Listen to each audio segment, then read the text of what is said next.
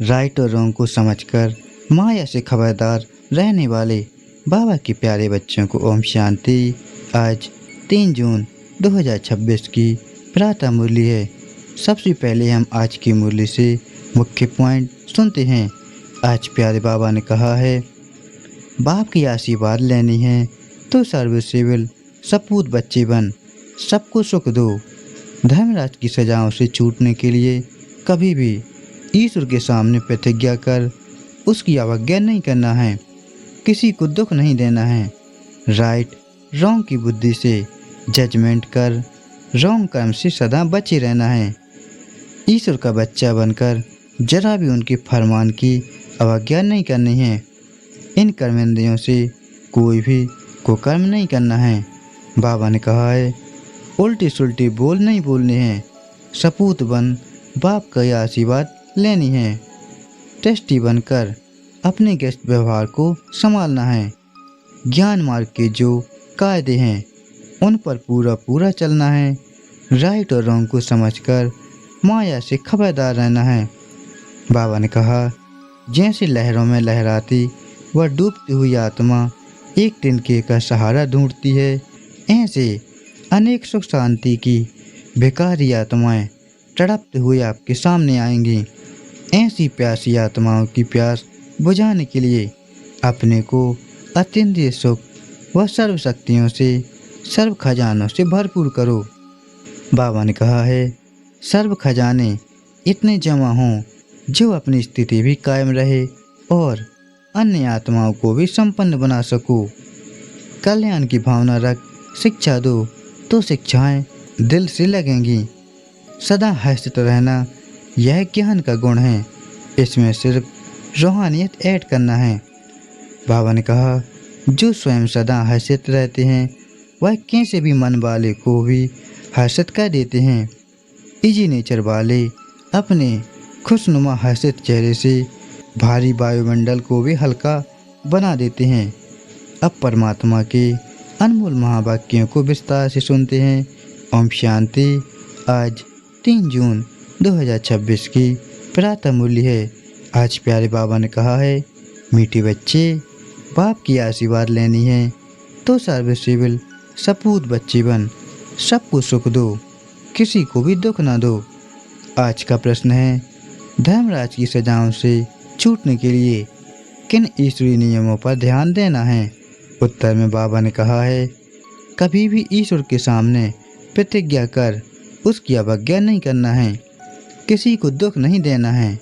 क्रोध करना, तंग करना अर्थात ऐसी चलन चलना जिससे ईश्वर का नाम बदनाम हो तो उन्हें बहुत सजाएं खानी पड़ती, इसलिए ऐसा कोई कर्म नहीं करना है।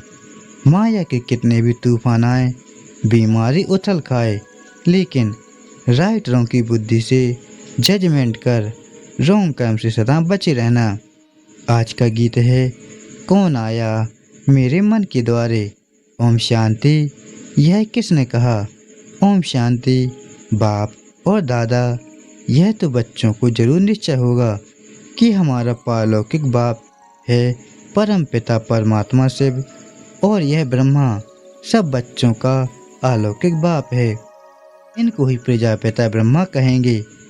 इतने बच्चे और किसको होते हैं क्या सिवाय प्रजापिता ब्रह्मा के? पहले नहीं थे, जबकि बेहद के बाप ने इसमें प्रवेश किया है तो यह हो गया दादा। यह दादा खुद कहते हैं कि तुमको पारलौकिक बाप की प्रॉपर्टी मिलती है। पुत्र हमेशा दादे की वारिस होते हैं, उनका बुद्धि योग दादे में जाता है क्योंकि दादे की प्रॉपर्टी का हक मिलना है। जैसे राजाओं के पास जो बच्चे जन्म लेते रहेंगे ऐसे ही कहेंगे बड़ों की प्रॉपर्टी है, बड़ों की प्रॉपर्टी पर उन्हों का हक है ही। तुम बच्चे जानते हो कि हम बेहद के बाप द्वारा बड़े से बड़ी प्रॉपर्टी स्वर्ग की बादशाही ले रहे हैं। हमको वह बाप पढ़ा रहे हैं। तुम अब सम्मुख बैठे हो। सम्मुख का नशा भी नंबरवार पुरुषार्थ अनुसार रहता है। कोई के दिल में तो बड़ा लब रहता है। हम ऊंच से ऊंच भगवान के आकर इस साकार माता पिता द्वारा वारिस बनते हैं। बेहद का बाप बहुत मीठा है जो हमको राजाई के लायक बनाते हैं। माया ने बिल्कुल ही नालायक बना दिया है। कल बाबा के पास कोई मिलने के लिए आए थे, परंतु वह कुछ समझते थोड़े ही थे। बाबा ने समझाया, यह सब ब्रह्मा कुमार हैं, तुम भी ब्रह्मा के व शिव के बच्चे हो ना। कहा है तो जरूर, यह सिर्फ सुनकर कहा, परंतु दिल में लगा नहीं, तीर लगा नहीं कि सचमुच हम उनके बच्चे हैं, यह भी उनके बच्चे हैं।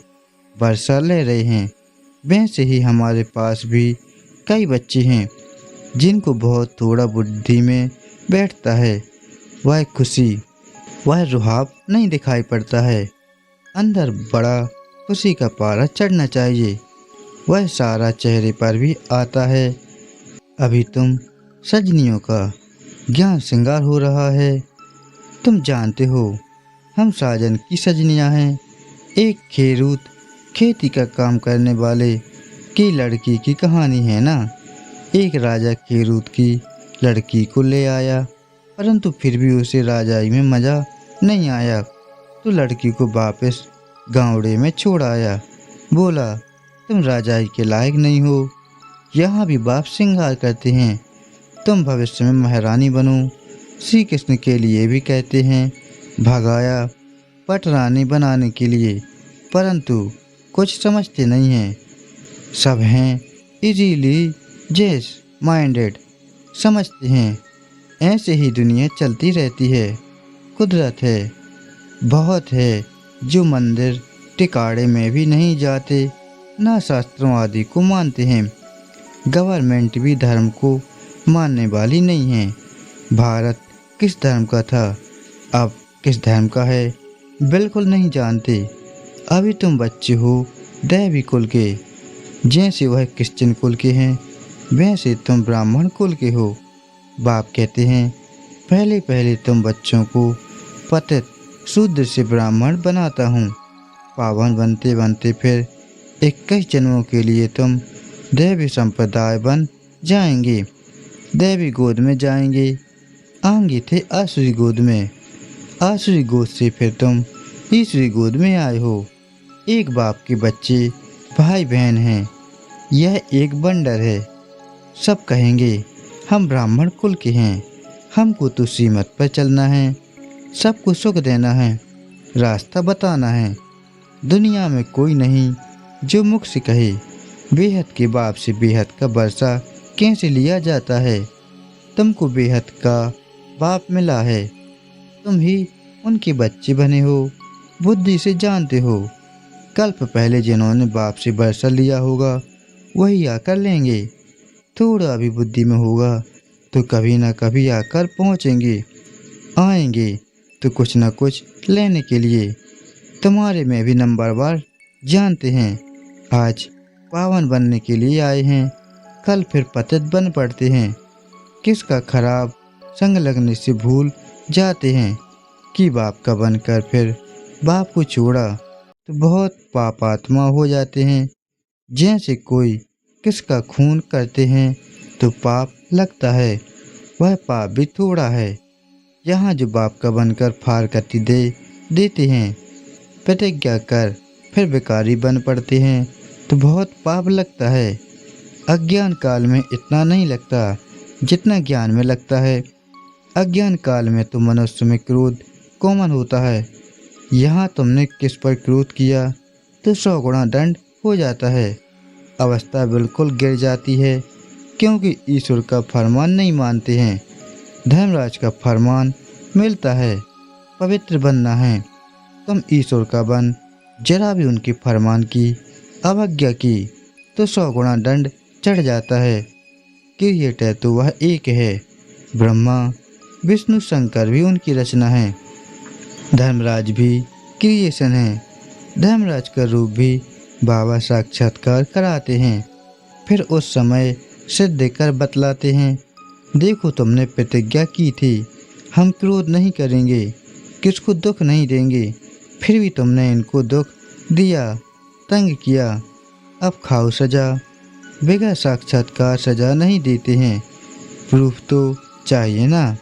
वह भी समझते हैं बरोबर मैंने बाप को छोड़कर यह कुकर्म किया। बदनामी कराने से फिर बहुतों पर आफत आ जाती है।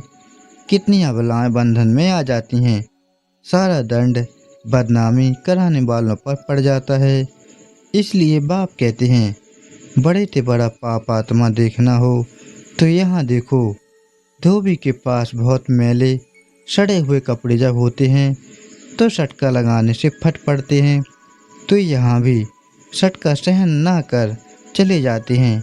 ईश्वर की गोद में आकर डायरेक्ट उनकी अवज्ञा की तो सजा खानी पड़ेगी। जो हेड ब्राह्मणी पार्टी ले जाती है उन पर बहुत बड़ी रिस्पॉन्सिबिलिटी है। एक ने भी अगर हाथ छोड़ दिया, बेकारी बना, तो उनका पाप ले आने वाले पर आ जाएगा।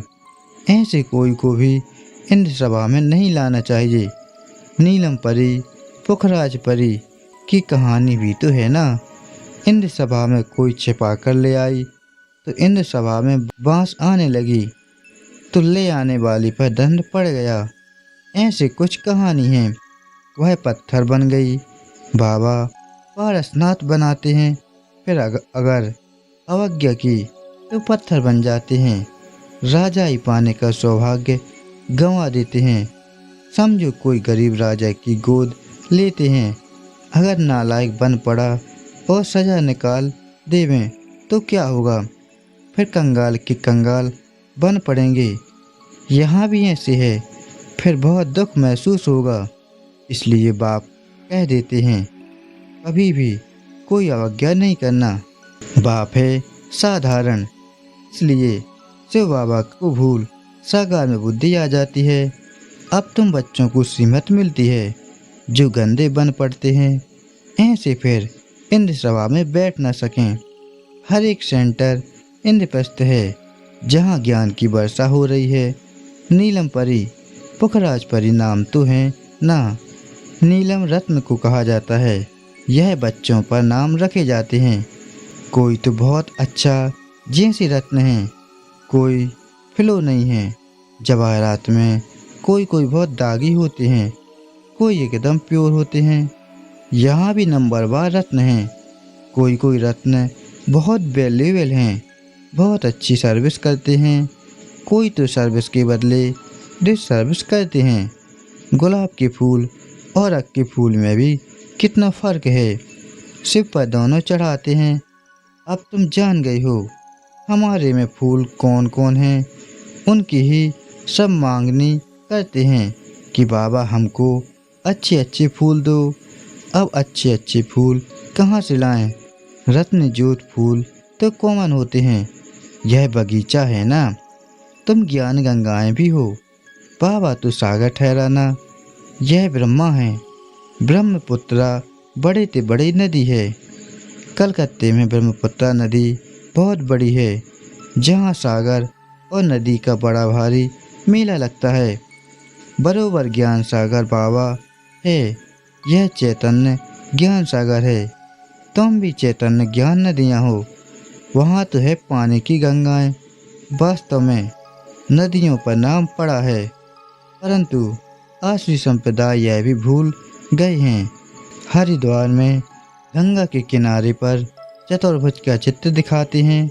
उनको भी गंगा कहते हैं, परंतु मनुष्य समझते नहीं कि यह चतुर्भुज कौन है। बरोबर इस समय तुम सुदर्शन चक्रधारी बनते हो। तुम हो सच्ची ज्ञान नदियाँ। वह पानी की वहाँ जाकर ज्ञान स्नान करते हैं।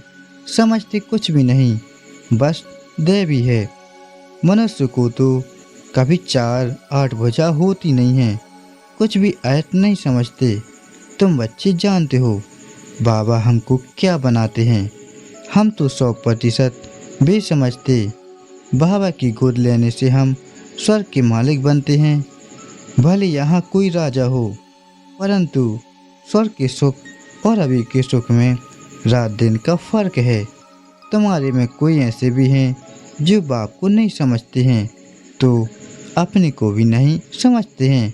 देखना चाहिए कि मैं कितनी खुशबू देता हूँ।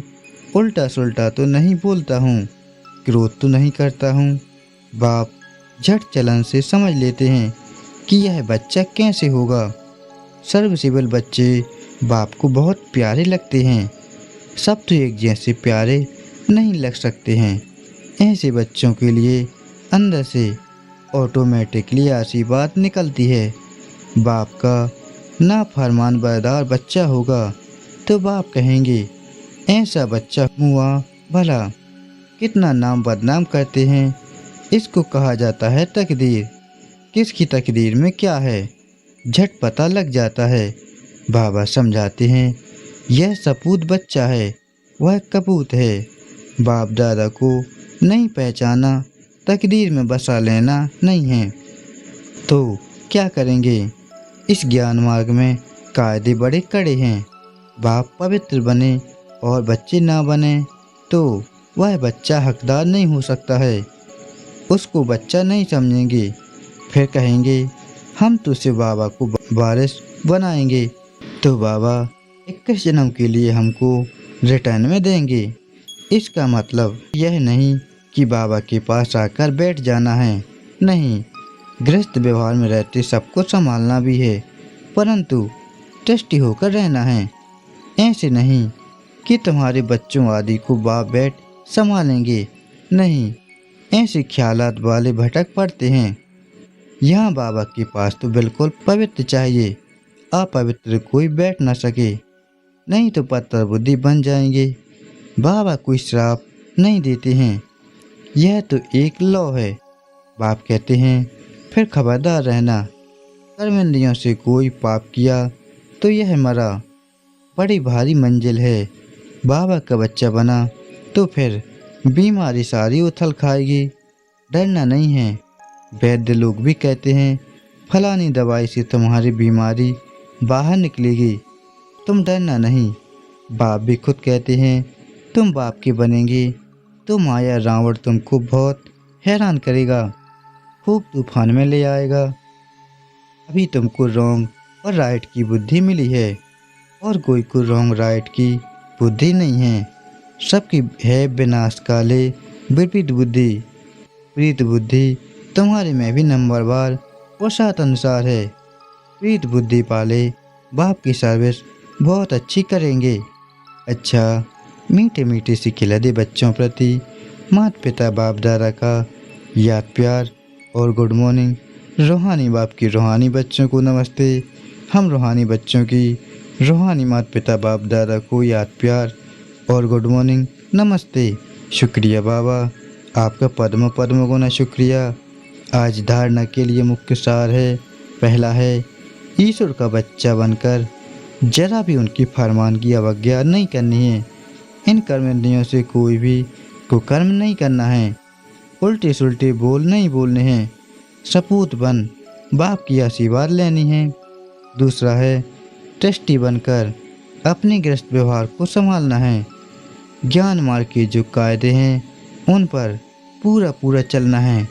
राइट और रॉन्ग को समझकर माया से खबरदार रहना है। आज का दिव्य वरदान है तड़पती हुई भिखारी प्यासी आत्माओं की प्यास बुझाने वाले सर्व खजाने से संपन्न भव। जैसे लहरों में लहराती वह डूबती हुई आत्मा एक तिनके का सहारा ढूंढती है, ऐसे दुख की एक लहर आने दो। फिर देखना अनेक सुख शांति की भिखारी आत्माएं तड़पते हुए आपके सामने आएंगी। ऐसी प्यासी आत्माओं की प्यास बुझाने के लिए अपने को अतीन्द्रिय सुख व सर्व शक्तियों से सर्व खजानों से भरपूर करो। सर्व खजाने इतने जमा हों जो अपनी स्थिति भी कायम रहे और अन्य आत्माओं को भी संपन्न बना सको। आज का स्लोगन है कल्याण की भावना रख, शिक्षा दो तो शिक्षाएं दिल से लगेंगी। आज के लिए प्यारे बाबा का अव्यक्त इशारा है सदा हर्षित रहने के लिए अपने नेचर को सरल बनाओ, सहनशील बनो।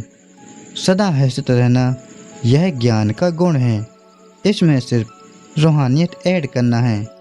हर्षितपन का संस्कार भी एक वरदान है जो समय पर बहुत सहयोग देता है। जो स्वयं सदा हर्षित रहते हैं वह कैसे भी मन वाले को भी हर्षित कर देते हैं। इजी नेचर वाले अपने खुशनुमा हर्षित चेहरे से भारी वायुमंडल को भी हल्का बना देते हैं। अच्छा, ओम शांति। शुक्रिया बाबा। ओम शांति।